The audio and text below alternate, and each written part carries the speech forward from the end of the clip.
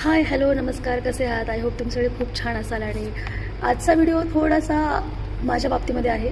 मला असं वाटतं की हे सगळं शेअर करायला पाहिजे. कदाचित अशी एखादी व्यक्ती हा video Baghel ji same to same माझ्यासारखी असेल, कारण हाताची 5 बोटं सारखी नसतात, पण म्हणतात ना 7 चेहरे किंवा 7 स्वभावाची माणसं हे सेम भेटतात. आणि आपण सहजासहजी कोणाला पण म्हणतो ना की तू सेम माझ्यासारखीच आहे. तसंच आहे, मी कटाक्षपणे वागणारी मुलगी आहे, काटेकोरपणे वागणारी मुलगी. कदाचित याचा त्रास लोकांना होत असेल आणि मला माहिती आहे की याचा त्रास लोकांना होत असेल ना, तर त्यात मी काहीच नाही करू शकत, कारण माझी एक पद्धत आहे वागायची.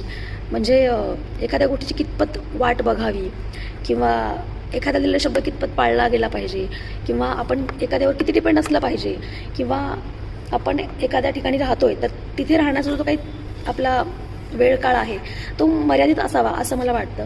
आणि त्याच्यामध्ये जर काही फेरबदल झाले, म्हणजे मी एक आकृती आखलेली आहे की मला हे एवढंच करायचं आहे, मला एवढं वाट बघायची, मी इथे एवढीच थांबणार आहे, किंवा मी हेच खाणार आहे, किंवा मी स्वतः हे करते, आणि जर मला कोणी बळजबरी केली की तू हे नकोस करू, किंवा थोड्या वेळ थांब, किंवा तू हेच खा, तर मी ते सहजासहजी नाही मान्य करत. आणि मग गोष्टी सहन करून करून माझा स्फोट होतो आणि मी खूप वेगळ्या प्रकारे व्यक्त होते.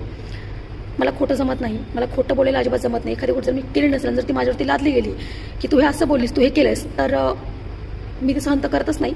पण त्याच्यानंतर जे काही मी व्यक्त होते, तर व्यक्त होण्याचा आक्रोश खूप वेगळा असतो. मला तेव्हा रागाच्या भरात काही समजत नाही.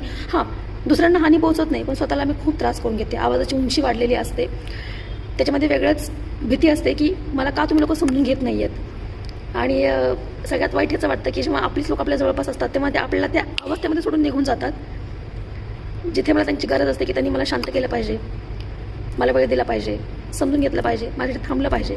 पण ते थांबत नाहीत. कदाचित त्यांना माझे वागणं पटत नसेल, पण मग तुम्ही मोठे पग कशाचे? तुम्हाला म्हणतात ना लोक की नाही तो खूप समजूतदार आहे, ती खूप समजूतदार आहे, तिला सिच्युएशन हँडल करता येते.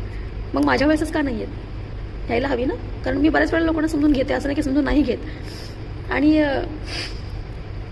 होतो त्रास मला, पण इथून पुढे लक्ष ठेवेन मी की कोण आपल्यासोबत कसं वागलं आहे, कुठल्या क्षणी आपल्यासोबत त्यांनी काय बिहेव केला आहे, किंवा आपल्यासोबत त्याची वर्तणूक कशी होती, हे मी नक्कीच लक्षात ठेवेन. आणि हा एक जे ज्या वेळेला माझ्यासोबत जसे वागलेत त्यांची ती वागणूक मी मरेपर्यंत विसरत नाही. भले मग ते नातं तुटलं तरी चालेल, मी नातं तोडेन, पण परत त्या व्यक्तीकडनं अशी अपेक्षा नाही करणार आहे. स्वभाव आहे, म्हणतात ना मरेल तर स्वभाव काही जायचं नाही, तसंच आहे.